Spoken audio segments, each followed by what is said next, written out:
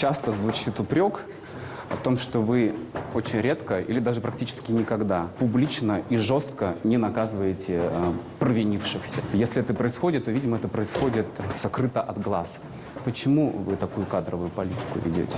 Я считаю, что чем выше должностное положение человека, которое он занимает, тем аккуратнее он должен обращаться с людьми, которые ему подчинены.